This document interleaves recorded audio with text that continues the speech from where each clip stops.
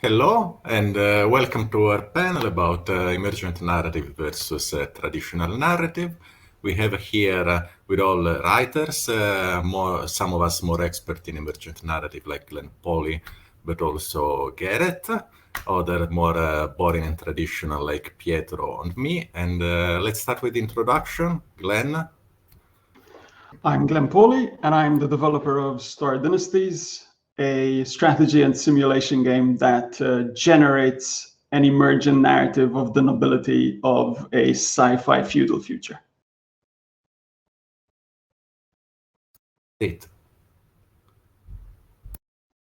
Pietro. Okay, well, I'm Pietro Polsinelli of Open Lab, and I'm here to talk about Football Drama, a game we created, which is a narrative game on sports, on football, and so it's an approach to sports storytelling through narrative in games. Gareth.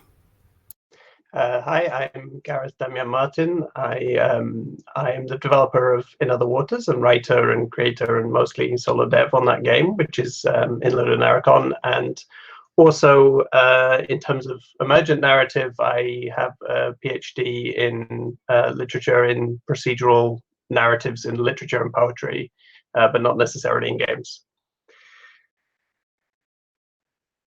And I'm Daniele Giardini, aka Demigiant. I ex-comic writer artist. Now I program design and write video games.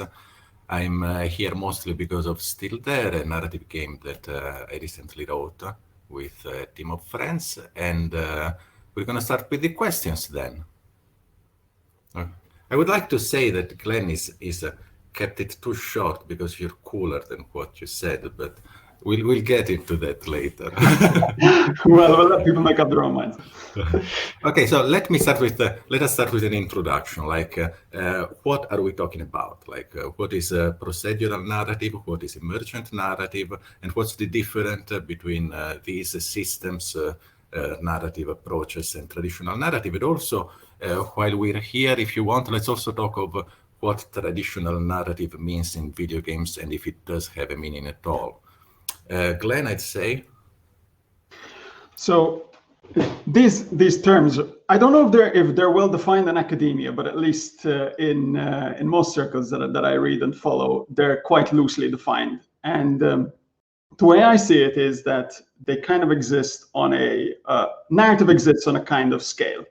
On one end, you've got the traditional narrative, where an author creates a tailored authored experience that is mostly linear, and that can be in many forms of media. But even if it's in games, it's going to be fairly linear.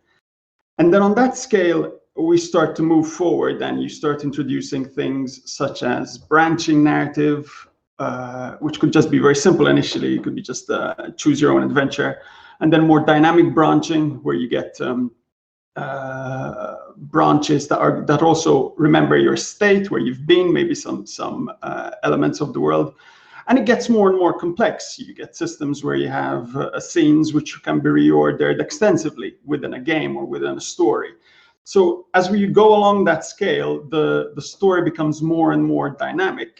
And I guess most of those techniques can be called procedural narrative. And then at the far end of the scale, you have games which are more about complex systems. And the narrative is when sequences of events arise in those systems that to the player constitutes a genuinely interesting snippet of story, or maybe a very long story. And that's what we would more call emergent narrative. Got it. Yeah, I think there's something, just thinking about this now as well, this scale that we're talking about, it kind of occurs to me that often we also associate kind of text as being at the traditional end, and perhaps a lack of text or a minimal amount of text being at the most emergent end. At least when I often think of kind of the most dynamic or emergent narrative systems in games, I'm often not thinking of necessarily things which are being delivered maybe like extensively by text, maybe something like Dwarf Fortress, where text is important, but text is a kind of just a way of passing information about what's happened in a system, versus like at one end, maybe in traditional narrative, you have this idea that the text is almost everything. Like when we talk about, I think I'm a little uncomfortable about like the term traditional, because it's like whose traditions or what traditions, like literary traditions or game traditions, or but I think tradition generally we're thinking, okay, we're imagining text, we're imagining like the writer in his or her garret, like tapping away at producing the kind of linear path for the player to follow that they have no say in, but I guess one thing I would like to do a little bit in this conversation is maybe muddy those paradigms a little bit, because I think that the player is a narrativizing agent in a lot of cases. So there's a sense, for example, in the most emergent systems like Dwarf Fortress, that okay, the narrative is occurring because of the systems, but it's also occurring because of the player and the player's interpretation of a series of events as a narrative, because they're the ones who kind of tie them together and start to say, oh well, this series of kind of strange events forms a narrative in my mind and explains how I'm playing the game. And so then you also have that, I guess, like on this sliding scale, there's kind of positions for player influence. But then I would say that equally in a traditional narrative, in a novel, the player has a very the reader or the player has an incredibly important role, which they're the one who's reading the prose and putting it together and turning it into a world. So while while it often these things feel like they're on a scale, I think it depends on whether we're looking at whose narrative is it? Is it the narrative of the author or the narrative of the player? And how is the narrative being delivered? Is it being delivered by text, or is it being delivered by events? And is that text, is it just is it a subordinate to the system, or is it above the system? And so, yeah, I guess like for me, it starts becoming like 5-dimensional chess in my head after a while of thinking about it. Yes. So one thing that you're the way you explain this spectrum, and this is very interesting. I think there is also an historical dimension to this, in the sense that in the recent years, let's say that the narrative dimensions, explicitly narrative, so not players' reconstruction of the narrative, but in-game built-in narrative, have been expanding to more and more mechanics. So I think this is one of the reasons why we actually have this theme today, because we've seen more and more that designers are mixing a narrative with mechanics, where usually historically, let's say, the narrative has been more the player build up of the narrative on the mechanics, instead of it being explicitly in the game. And I think this is very, very interesting. So, and also one thing I will ask you about is the idea when the player is actually a character in the game, whether the player is a cipher or not. So the character, so whether really it is the player who is building up the perspective of the character that he or she is in the game, or is the narrative writer that has written the character, and somehow the player has to fit to that. Like my previous game, Football Drama, it was completely non-cipher character, was completely written, and in the new game I'm trying this different approach, and this changes a lot on how the player will build up his or her own narrative while playing. Yeah, there was something else, but I think I already forgot. So. I think this also joins to another question that we wanted to talk about, that is how all types of narrative rely on the player, the reader, etc., to actually flesh out the story. Because I will talk a little bit about this first. If we're talking about narrative, obviously we're talking about also literature, movies, etc., in order of what is older and what is newer. And I believe that we can say that at its core, humanity is philosophical. because we have this urge and this need to fill gaps, right? So we try to do that. Some of us try to do that with science, others with religion, others with conspiracy theories, sadly. But we all have this urge. And on a side note that we might talk about later, I also wonder if this urge that we have to fill gaps is because we want to explore these missing pieces that we have around us, or if it's only because we just want to find a script, a cipher for these pieces, so we can close them, put them aside, and not worry about them anymore. But anyway, the difference that I see between maybe traditional, which we still should talk more about what traditional means, I think, and the emergent narrative, is that like in books also, like you were saying, still the reader has a big agency, because you're imagining the character, you're imagining even their personality, because it's not fully described, obviously. It's not an essay. But in games, when you have a traditional narrative, those gaps are usually more small, meaning that they bring you to reflect more of multiple meanings of what you see, depending on the type of narrative. While in Emergent, maybe I say, because I'm not that good with emergent narratives, you're the experts. In Emergent, I see that these gaps, they're much, much, much larger, which means that maybe you have more time, you have less time to dig deeper, and you just have such a large amount of things to be involved in that it becomes more creativity than philosophy in a way. But who wants to go, Glen? Well, I think I'm also going to tie it back to what Pietro said about whether a character should be a cipher or not. Yeah, my understanding is if you look at a more traditional narrative, I know that is very fuzzy. Some pieces of traditional narrative can really make you think. They will put you in the shoes of someone, and you can see the world through their eyes, and that will give you an awareness of things that you wouldn't be able to get otherwise. And that's how you would learn from one of the ways you would learn something new from a piece of traditional narrative.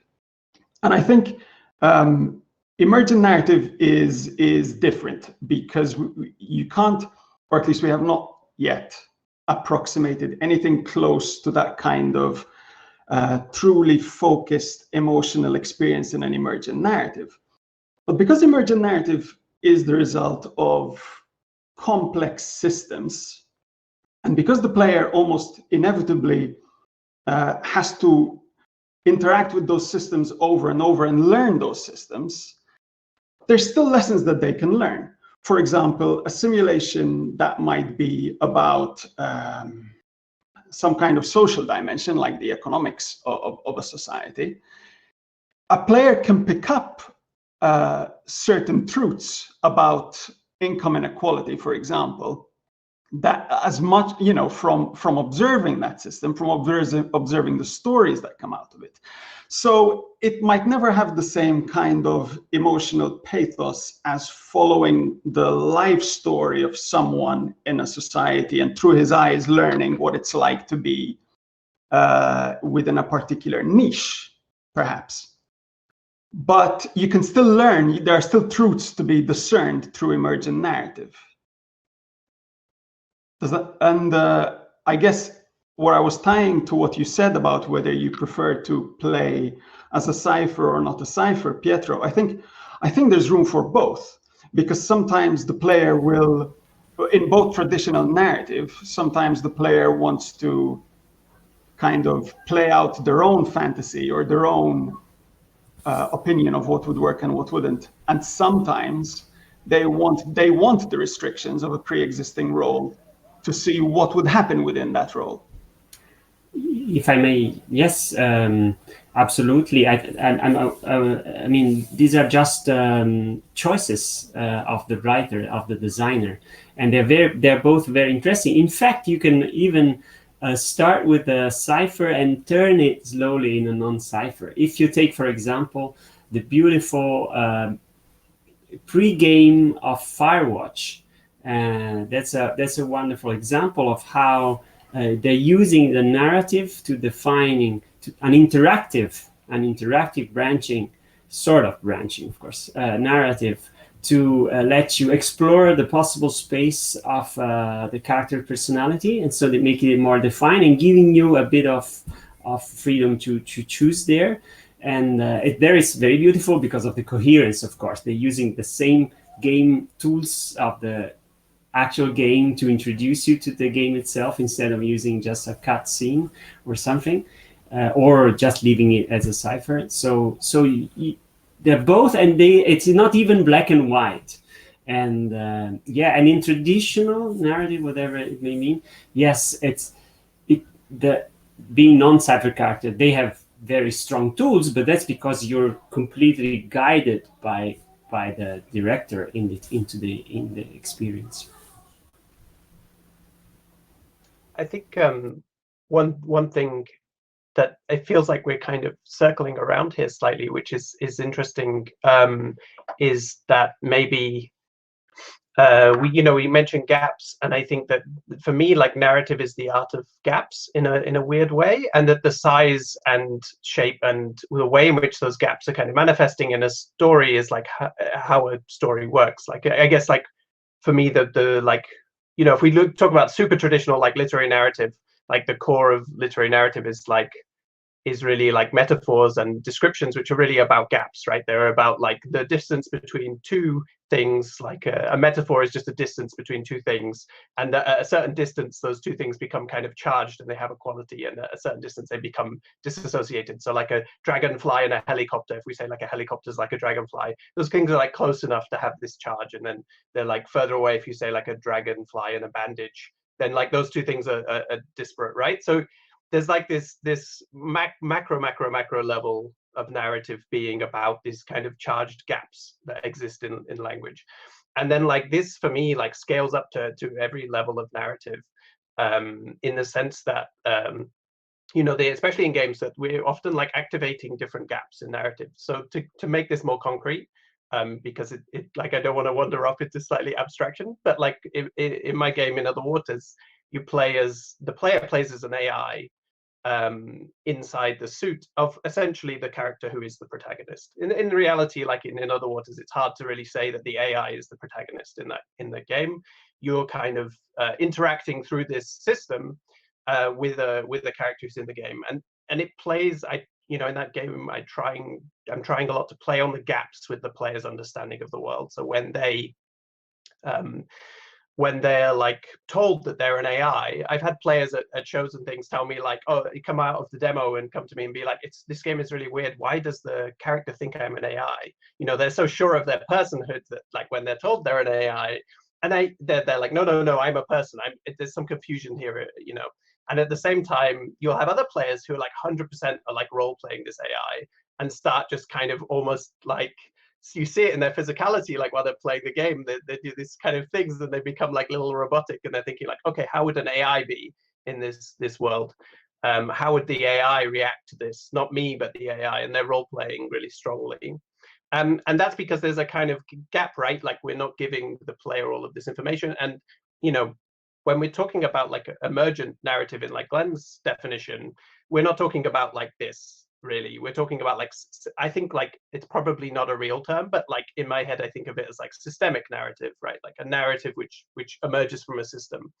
But at the same time, there's that weird shared element that like that gap, all of the gaps of narrative, this first gap of the metaphor in text, the gap of like maybe the player to the game, those are both they create something, right? They create a kind of thing which is activated in that moment.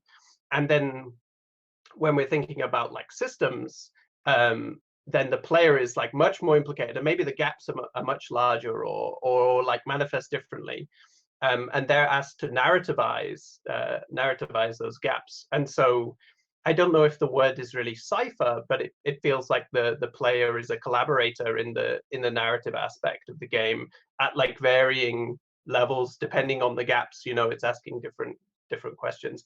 But I'd be curious because I'm very much like, all of my work for my PhD is very much coming from the idea of like work which is made procedurally and is a kind of creates poetry or things like this, which are a series of units. And then it's about, well, how are those narrative? Those are narrative because somebody reads them, and as they read them, they assemble them into a collection of intervals and patterns. We see the patterns in them, and we see the time and how pattern and time works. So if I say cat 5 times and then I say dog, that's a narrative because there's an interplay of interval and pattern. Like that's like a very, very, but that of course is like a super philosophical academic like position, and is very related to traditional text, plain text structures.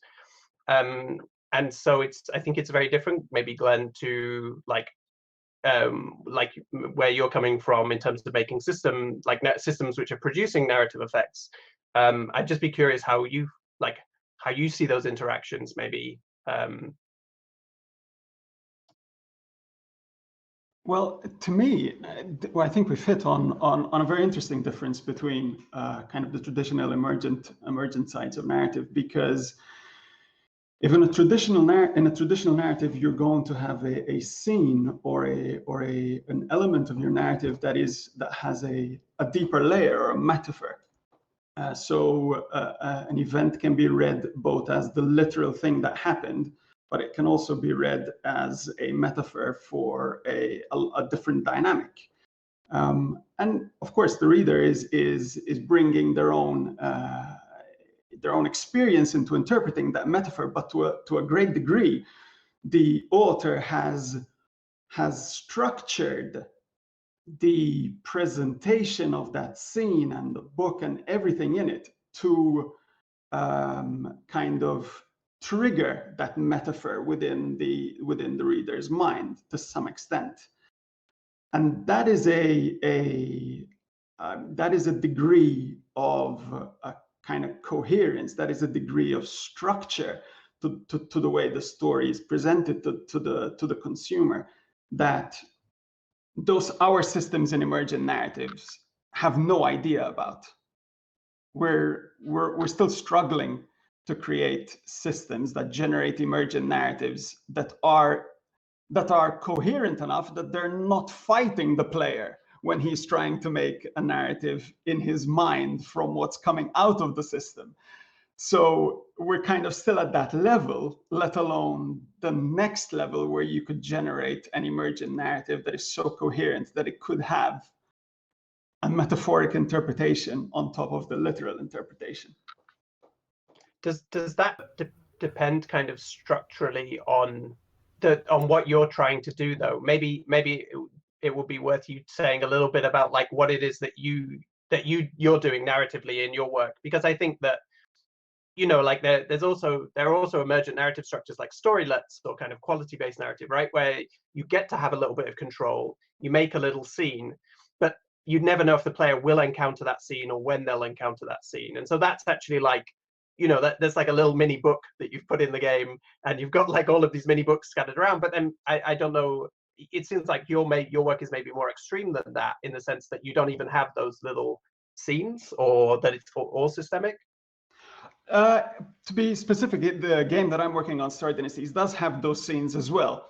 And I guess what you're pointing out is that nothing is stopping you from taking those scenes and altering them to the same degree of depth and multi-layer that you would if the entire narrative was fully altered. Which you're completely correct, and that's why I started from that concept of the scale. You're starting from one end where it's fully altered, and then you're progressively moving. And to the extent that you're working within a bit where you have complete control over a snippet of the reader's attention. If I know I have the reader's attention for the next, or the player's attention for the next 15 seconds, 30 seconds, and within those 30 seconds, I can give them a complex and fully coherent experience. But then, the moment you go back to the dynamic system, it's very hard to link that 30 seconds with the next thing that will continue the depth of meaning that you intend over the entire work. And that's obviously the key challenge of emergent narrative systems. I wonder, because it depends also on the intention of the author, like many times when, I will pass the ball immediately. Because many times when you want to talk about, when you're doing traditional narrative, you want to talk about one thing, but you also want to talk about 10 other things via the metaphors and the gaps. And these gaps are something that, you were saying, Gareth, it's something that is there, it can be interpreted as a metaphor, but the author kind of wants you to, even if the author often wants you to get lost, and that's a beautiful thing too. So there are always, how do you say in English, there are also hints in those gaps that help you to read them and to make the metaphor connections. Well, I imagine that instead in a larger emergent narrative, those hints are not really there because you want the player to create those hints themselves. But now I will pass the ball to Pietro, but I would be curious then, Glen, to know, like, what was your intention with Star Dynasties that you're making right now? If you had some kind of metaphor that you wanted to also tell, or if you wanted to just show humanity, which is already a giant metaphor of itself. But Pietro. Oh, just a quick thing, actually, very similar to what Daniele said, in the sense, for me, for example, the fact that, in fact, it was you, Glen, your remark this morning that made me think about this, was the fact that I have sort of branching traditional linear narrative in a part of the game, and the rest of the game is a championship with matches where the player is actually it's very anti-realistic. I use just little circles for players and so on. So I give, in fact, intentionally as much as space and just give hints of very bizarre things related to football and the surrounding world and magic and belief in superstitious belief about the results and so on, and rituals, which is the side of football which I'm more interested in. And I try to give hints and hints and hints in order so that every player will build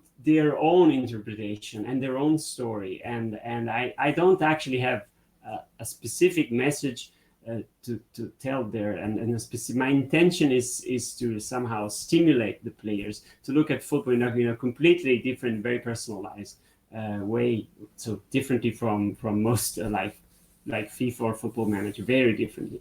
So I think it also depends. So the emergent narrative, I didn't think about that before you hinted it this morning, as the whole system is actually making. Because I was saying to Glen that my system is very deterministic from the branching traditional part of the stories. But actually, if you see there's a system, and in fact, this is the feedback I got from the players that it stimulates to create. And for many, actually, for some traditional people that approach Football Manager come from and thought about something of that sort, some even complained. I mean, how it's too wild and too detached from traditional games. So I think, Daniele, that Pietro took my answer, because I didn't set out to write Star Dynasties to pass along some big message. I wanted to write a game where the stories of human drama that arise are engaging. They are, it's interesting to follow someone's life, whether that's the life of your player character or your player character's family. Using storylines that are kind of universal or ancient, like the tropes that we rely on for even things like soap operas and stuff like that. It's silly, a soap opera. We all tend to think perhaps sometimes a bit negatively about them, but the reason they work is because they tackle stories that are deeply resonant with kind of our primitive lizard brain, and that's kind of what I wanted to do with Star Dynasties. Something else that Pietro said that I found really interesting is exactly, I mean, it's in some sense it's the same challenge whether you're doing traditional narrative or emergent narrative, which is how do you provide enough hooks for the player to add more to the story than you've necessarily put in yourself, because it's so hard to provide everything yourself. and that's obviously both in traditional or emergent narrative. You know, there are differences, but that's one of the big fundamental problems.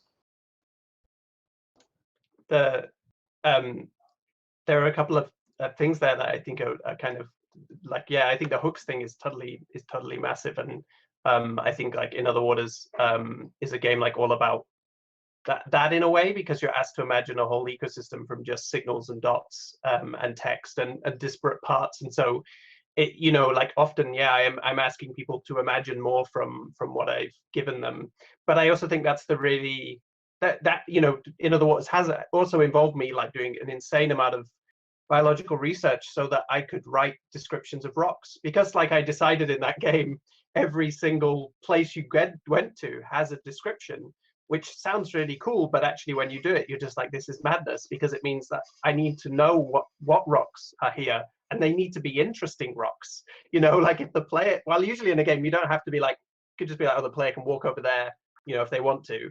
But in my game, there has to be a reason why they're walking over there. There has to be context and detail.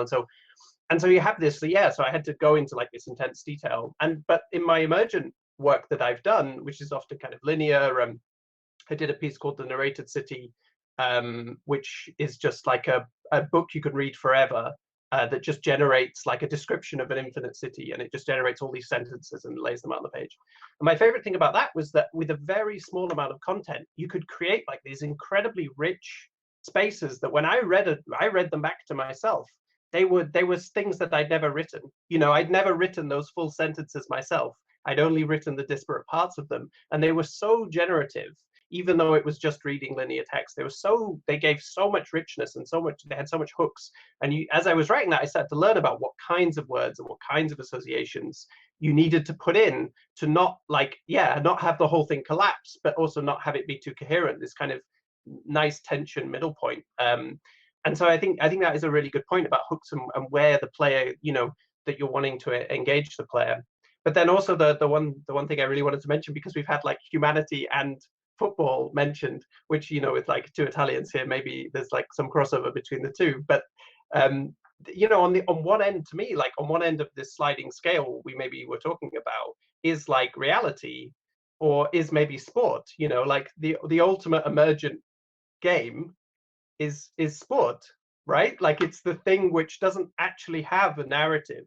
It just has a series of events, but is incredibly narrative, and the reason people engage with it and love it, and you know, the reason why it dominates parts of our society is because of this narrative experience of sport. Yeah, that was an incredible discovery. I had no idea. You know, I'm not at all a football fan, and I created the game within narrative because I discovered the literature, and there's so much beautiful, let's say, British and South American and also Italian beautiful literature on football, and so that's how I got into the game. I have to add, since it was mentioned football and Italian, I hate football. But it's also, I think that something that is tied to all this narrative that surrounds football is that, you know how they say that we all need our heroes and our epics, etc. And that is what football and sport currently gives us, instead of ancient plays in Greek amphitheaters. But I don't know if that's good, actually, because in my opinion, it looks too much like, you know, finally the hero's journey is hated everywhere. I'm so happy about it. And the path of a sports star often looks like the hero's journey, and that's the kind of attachment that you have to that. So I know I might be completely wrong, but I don't really like that.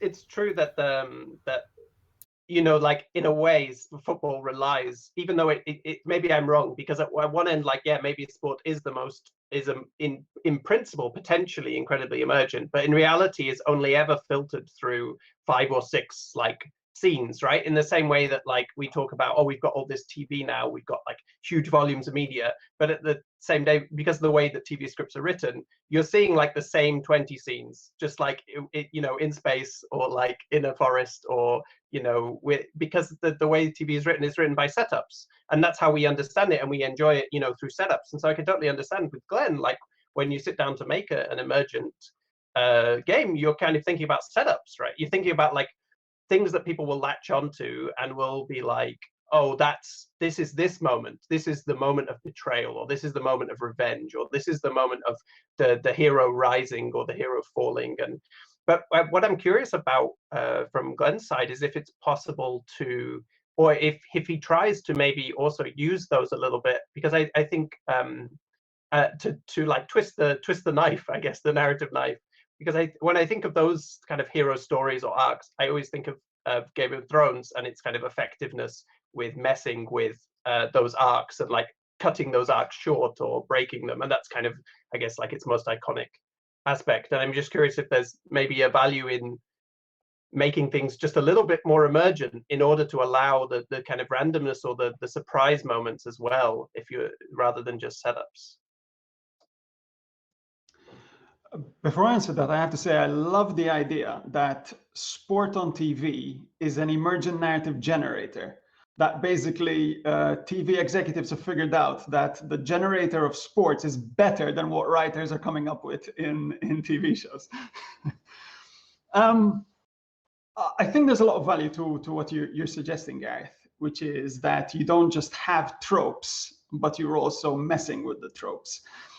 But at the same time, I think if you look at something like Game of Thrones, and you're right, a lot of its value is that it doesn't just have those tropes, but it also plays with those tropes. But that's because the watcher of Game of Thrones has been immersed in those tropes, and therefore the novelty element is valuable. I think when it comes to the kind of emergent narratives we can generate with games, I kind of don't feel like we're there yet. There isn't, I mean, I've played plenty of single player RPGs which have beaten their tropes to death. But I haven't played many emergent narrative games that allow me to play freeform in a fantasy world, crib me coherent stories, and even, you know, even thinking of the stock tropes even before we start to abuse them and riff off them and come up with subversions. So it's a case of we haven't yet come up with a good implementation of the basic tropes that we know work, that we know are fundamental. I feel, or at least we haven't repeated it enough times that we can really say we understand it. I would say, I mean, we all have the same problems, that games are way too young to have to come up at something, which is also beautiful because there's so much stuff to explore. But we could also say that we still have, at least emergent narrative, but also traditional narrative games, still hasn't reached, even if it's trying to, not to find the tropes that work, but to find a way to work without tropes. Because that's when you give full agency, full freedom to the player. Because, sorry, I'm dying. Which connects also to how you players and characters, there was, we have time for one last question, which maybe we could quickly try to go on that, and I will choose the challenge of designing compelling characters, which seems tied to this in a way, because the way that you expect players to recognize tropes is a way for you to think that players leave those tropes and want to find them in the characters. Instead, maybe a way to have more freedom is to break these chains, or however we want to call them, and to completely scrap that. Who wants to start with the compelling characters quickly? I'm going to continue on. I'm going to answer that continuing the tropes discussion a little bit, which is because it's a term that has been used to cover many sins in writing as well as things which are good. So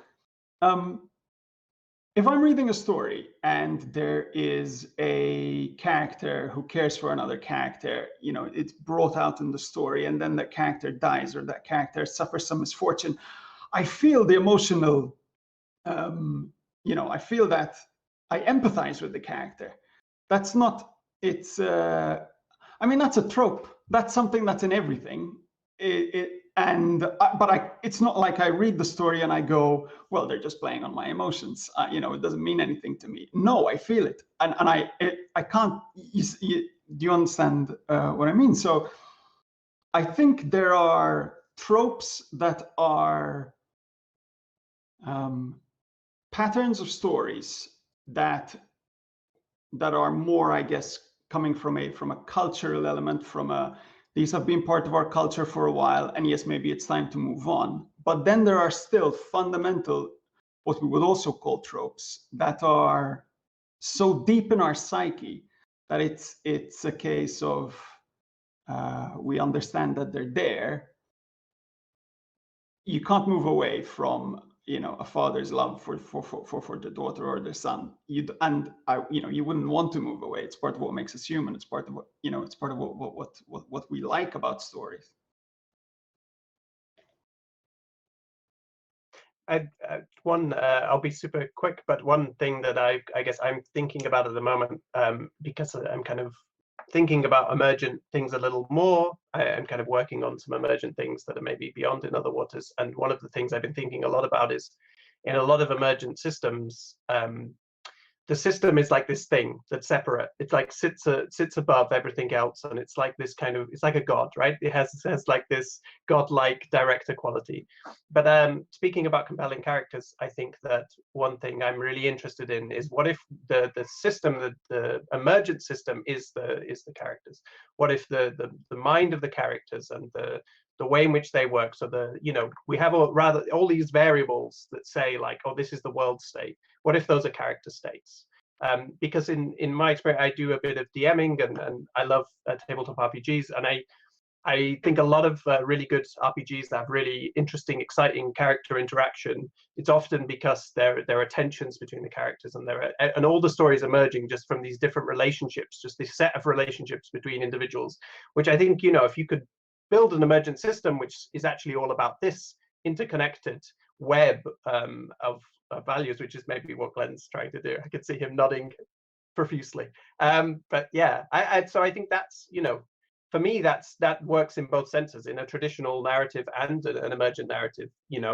These like webs of character interaction is what it makes it compelling for me. And those webs might be something that you're, as a traditional writer, that you have on your corkboard, like with red string, like a murder corkboard, or there might be a live system that's working in the game. But I think in both cases, it's the same principle. We just have one few. So I would just say that to me, to have good emergent characters seems a really, really hard enterprise, because for me, it's already extremely hard to do in a traditional way. And like what Gareth was saying, that of building depth in the infrastructure of your game, like all the biology, that's very important, because the player feel this depth in the details, and this is already a huge amount of work, and it's the same work that create good characters in the traditional way. So to make it emergent seems a really hard task, and I will keep working on the traditional way, but it will be more emergent as a system, let's say. Okay, we have to wrap up, but let's be brash and plug our games. So I will go check out Still There. It's a dramatic and funny story about horrible things. Go check out In Other Waters. It's in a bundle with Still There and with Heaven's Vault right now for like some money off. So literally just go buy that right now. I'm telling you. It's about biology and signals and being an AI.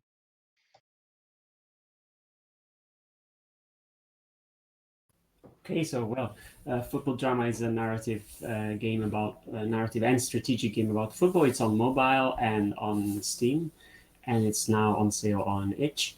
So sorry. I've already mentioned Story Dynasties, and essentially I am trying to do that character web that Gareth was talking about, and it won't, the characters will never be up to the current standard of traditional media, Pietro, but I hope they'll still be quite interesting and engaging. Thank you. Okay, this was lovely, and now we say bye and we magically disappear. How does it work? So, bye magically disappears. We just all slowly slide up our chairs, I think, Yes. in I will just synchronicity. show you my friend until we magically, probably we already magically disappear. This has